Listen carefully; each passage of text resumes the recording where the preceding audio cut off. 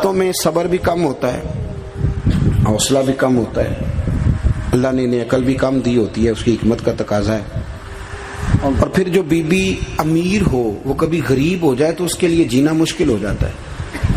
غریب آدمی امیر ہو جائے تو گزارا ہو جاتا ہے، اور خدا نہ خواستہ امیر اگر غریب ہو جائے مشکل ہوتی ہے۔ سیدہ طیبہ طاہرہ حضرت خدیجہ الکبریٰ رضی اللہ تعالیٰ عنہ مکے کی ملکہ تھیں۔ آپ فرماتی ہیں 20 نوکرانیاں تھیں میرے گھر میں۔ توجہ ہے میری بات پر؟ یہ آگے آگے والوں کو سمجھ آ رہی ہے، کوئی ہاں نہ کر رہے ہیں، پیچھے والے تو بالکل گمسم ہیں۔ بھائی دوستو توجہ کرنا میری بات پر۔ مکے کی ملکہ 20 عورتیں کام کرنے والی، فرماتی ہیں کبھی پانی کا گلاس بھی اٹھ کے نہیں پیا تھا۔ اللہ۔ پھر اسی بی بی نے حضور کی غلامی اختیار کی، پھر کلمہ پڑھا۔ ظہر کے وقت ابن اسحاق کہتے ہیں ظہر کے وقت انہوں نے اپنا مال حضور کے قدموں میں سارا پیش کر دیا۔ عصر سے پہلے پہلے میرے نبی نے ہر چیز اللہ کے رستے میں تقسیم کر دی۔ جس کی 20 کنیزائیں تھیں، پڑھو کنز الاموال، یہ حدیث اختلاف روایات کے ساتھ بخاری میں بھی موجود ہے۔ حضرت ابو ہریرہ رضی اللہ تعالیٰ عنہ فرماتے ہیں کہ سیدہ طیبہ طاہرہ حضرت خدیجہ الکبریٰ کے بارے میں محبوب نے فرمایا کہ خدیجہ میرے لیے کھانا پکا کے باورچی خانے سے نکلی، خود حضرت خدیجہ کپڑوں پہ پابند لگے، خود چولہا جلایا، خود چولہا جلایا۔ اور وہ بی بی جس کے پاس ہر گھنٹے کے بعد نیا سوٹ تیار پڑا ہوتا تھا، اس کے کپڑوں کو پابند لگے۔ جیم جان دا کچھ وسا نہیں، جان یار نو دے تے شاد ہو جا، اس سے دل دے ہیں فساد سارے، دل دلبر نو دے تے آزاد ہو جا، جو رکھے آباد تے رو وسدا، تے جدوں کرے برباد برباد ہو جا، جدوں کرے برباد ہاں پھر برباد بھی ہو۔ صرف سکھ لینے کے لیے نہ، وَلَنَبْلُوَنَّكُمْ بِشَيْءٍ مِّنَ الْخَوْفِ وَالْجُوعِ وَنَقْصٍ مِّنَ الْأَمْوَالِ وَالْأَنفُسِ وَالثَّمَرَاتِ۔ یہ تو شہادت گاہ الفت میں قدم رکھنا ہے۔ لوگ آسان سمجھتے ہیں مسلمان ہونا۔ حضرت خدیجہ کھانا پکا کے نکلی، کپڑوں پہ پابند لگے ہوئے، اور سادے سے برتن میں جب کھانا لے کے آئی نا، حضور کے سامنے کھانا رکھا تو اللہ کے رسول علیہ السلام غور سے سیدہ خدیجہ کو دیکھنے لگے، غور سے دیکھنے لگے۔ حضور کیا دیکھ رہے ہیں؟ تو محبوب فرمانے لگے خدیجہ تیرے آنے سے پہلے پہلے جبریل امین آ گئے۔ ہر واقع کہہ رہے ہیں یا رسول اللہ خدیجہ کھانا لے کے آ رہی ہے، اور رب فرماتا ہے جب خدیجہ کھانا لے کے آئے تو اسے اس کے رب کا سلام کہہ دینا، اسے اس کے رب کا۔ ہاں بھائی جب قربانی آپ دیتے ہیں، قربانی اس وقت جو اعزاز ہوتا ہے وہ بدل جاتا ہے۔ حضرت خدیجہ نے قربانی دی، نبی پاک کی 4 بیٹیوں نے قربانی دی۔ حضور کی کتنی بیٹیاں؟ بول کے بتاؤ، بول کے جی۔ یہاں بڑے دسدے کیوں نہیں جی، کنیاں نے؟ اللہ آپ کو خوش رکھے۔ 4 بیٹیاں حضور کی۔ یہاں بڑے بڑے لوگ، اب نا لوگ عمروں کا حساب کرنے لگ گئے۔ مجھے ایک صاحب کہنے لگا جی ایک بندہ کہہ رہا عمر اتنی بنتی ہے تو اتنی بنتی ہے تو 4 کیسے ہو گئی؟ میں نے کہا دین کاؤنٹنگ سے نہیں ہوتا، دین اللہ رسول کے فرمان کا نام ہے۔ وہ کاؤنٹ کرنے سے دین نہیں بنتا بھائی۔ خود رسول کریم نے فرمایا یہ میری بیٹیاں۔ کب؟ حضور کی ایک صاحبزادی حضرت عثمان غنی کے نکاح میں تھی، انتقال کر گئی، نبی پاک نے دوسری کا نکاح کیا تو صحابہ نے عرض کی حضور بڑے خوش نصیب ہے، عثمان کو آپ نے دوسری بھی دے دی۔ تو حضور نے فرمایا یہ تو میری 2 بیٹیاں تھیں، یہ تو میری 2 بیٹیاں تھیں، میری 40 بھی ہوتی تو ایک کے بعد دوسری انتقال کرتی رہتی، میں ساری عثمان غنی کے نکاح میں دے دیتا۔ نور کی سرکار سے پایا دوشالہ نور کا، ہو مبارک تجھ کو ذوالنورین جوڑا نور کا۔ تو نبی کریم علیہ السلام کی 4 بیٹیوں نے، پتہ ہے آپ کو 2 بیٹیاں ابو لہب کے 2 بیٹوں سے بیائی گئی تھی۔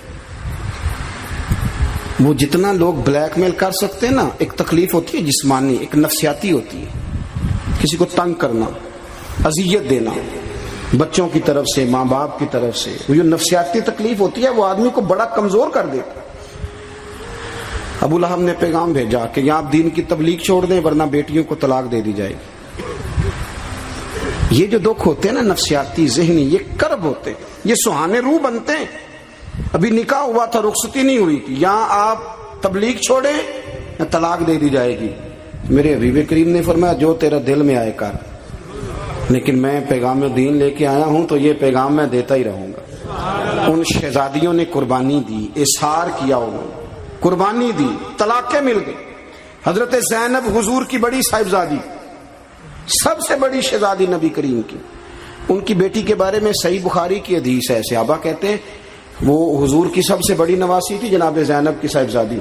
جب حضور نماز پڑھنے آیا کرتے تھے تو انہیں ساتھ لایا کرتے، اور حضرت ابو دردہ کہتے ہیں میں نے اپنی آنکھوں سے دیکھا کہ جب حضور قیام میں کھڑے ہوتے تو بیٹی کو دونوں ہاتھوں میں رکھ، میری طرف دیکھیے جی، بیٹی کو دونوں ہاتھوں میں رکھ لیتے، اور جب حضور رکوع اور سجدے میں جاتے تو بیٹی کو نیچے کھڑا کر لیتے۔ حضرت زینب، ان کے بچے بھی تھے پہلے، جناب عمر بن عاص کے ساتھ ان کا نکاح بھی ہوا تھا۔ میری باتوں کی سمجھ آ رہی ہے آپ حضرات کو؟ مجھے دوست کہہ رہے تھے ذرا تقریر لمبی کرنا، میں نے کہا لمبی تو میں کرتا ہی نہیں، خیر الکلام ما قل ودل۔ لمبی تقریر، اعلیٰ حضرت رحمت اللہ علیہ نے لکھا ہے کہ کسی بندے نے کسی کا وقت ضائع کیا تو اس نے بھی قیامت میں حساب دینا ہے۔ کوئی بات کھینچ کے کر لی جائے، کسی کو ذرا آگے لے جایا جائے، کسی کو پتہ ہے نا ہمارا نعت کا کہتا ہے میں آخری شعر پڑھن لگا تو میں کہنا ایکو باری پڑھی جی، ایک شعر 17 باری پڑھیے تو آخری نہیں ہوندا، میں 2 شعر پڑھنے میں کہ 2 باری پڑھی۔ اب ایک اور بیماری بھی لگی ہے، ایک جگہ میں حاضر تھا تو کہنے لگے حضرت صاحب میں تو انواج ایک نواں کلام سنانا ہے، میں کہ تو مہربانی کر کے مینوں کو پرانا ہی سنائی، نویں باز سوارے بھی کرنے پیندے نے، پرانا سنا کو پیر میر علی شاہ صاحب کا سنا، اعلیٰ حضرت بریلوی کا سنا، مولانا حسن رضا کی کوئی بات سنا، یہ کیا بات ہوئی؟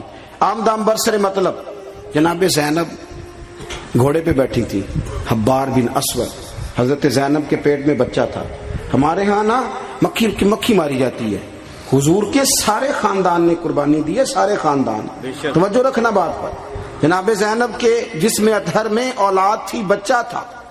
حبار بن اسود نے نا وہ بیٹھی تھی گھوڑے پہ تو نیزہ مارا، گھوڑے پر یا اونٹ پر، گھوڑے کو نیزہ مارا، گھوڑا تیز دوڑا، جناب زینب گھوڑے سے گر گئی، ان کے پیٹ میں بچہ تھا، ضائع ہو گیا۔ پھر وہ کافی دیر علیل رہی، اسی بیماری سے ان کا وصال ہوا، وہ شہید ہوئی۔ بڑی تکلیف ہوئی نبی کریم کو، بڑی تکلیف۔ فتح مکہ کے موقع پر نا حبار بن اسود کلمہ پڑھنے آیا، سیرت ابن حشام والے کہتے ہیں جب وہ آیا تو اس نے چہرے پہ کپڑا رکھا ہوا ہے، نبی کریم علیہ السلام کی بارگاہ میں حاضر ہوا تو حاضر ہو کے نا عرض کرنے لگا یا رسول اللہ صلی اللہ علیہ وسلم کو بہت بڑا دشمن بھی آئے تو معاف کر دیتے ہو؟ حضور خاموش ہیں، گردن جھکی۔ پھر کہنے لگا بہت بڑا دشمن بھی آئے تو معاف کر دیتے ہو؟ حضور خاموش ہیں۔ تیسری دفعہ اس نے چہرے پہ نقاب ڈالا تھا نا، حضور بڑا دشمن بھی آئے کلمہ پڑھے تو معافی ہے؟ حضور نے چہرہ اٹھایا تو آنکھوں میں آنسو تھے۔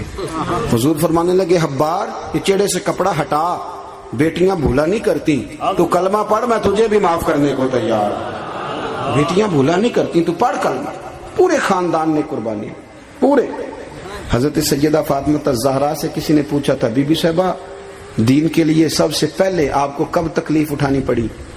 حضرت فاطمہ فرماتی میں چھوٹی سی تھی جب میری اماں وصال کر گئی، اور جب جناب ابو طالب وصال کر گئے تو مجھے کسی نے پہلے دن جب میں نے یہ تکلیف دیکھی اور صحیح کسی نے مجھے آ کے بتایا کہ فاطمہ نبی پاک علیہ السلام نا حرم کعبہ میں سجدے میں تھے، اونٹ کی اوجڑی بڑی وزنی ہوتی ہے، حضور سجدے میں تھے، ابو جہل نے 2 لوگوں سے کہا تو انہوں نے اونٹ کی اوجڑی لا کے نا نبی پاک کے سر پہ رکھ دی۔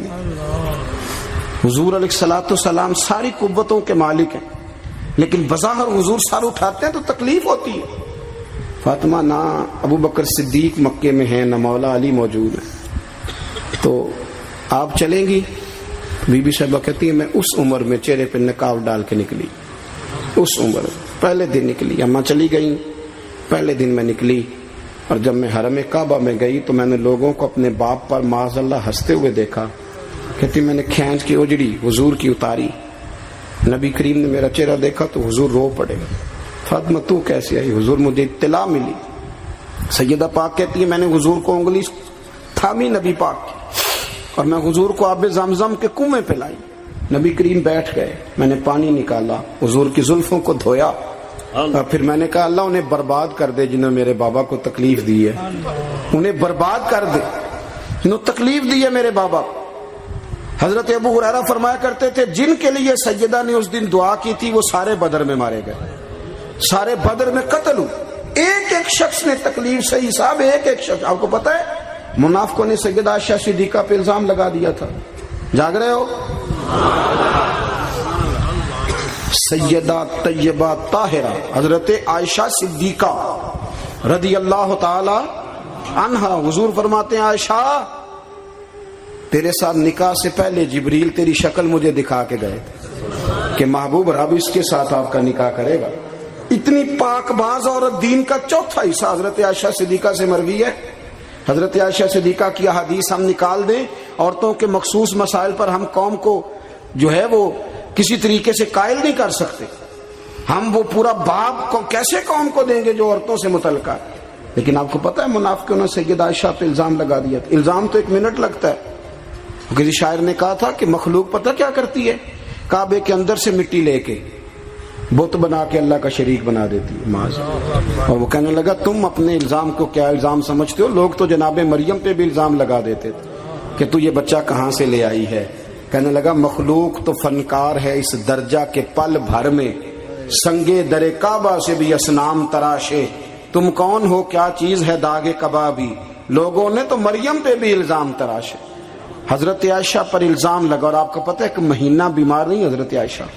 نبی کریم کی آنکھوں میں اتنے آنسو آئے کہ مولا علی کہتے ہیں داڑھی بھر گئی نبی پاک کی، پر رب بڑا ہی مہربان ہے. مہینہ لگا. توجہ ہے میری بات؟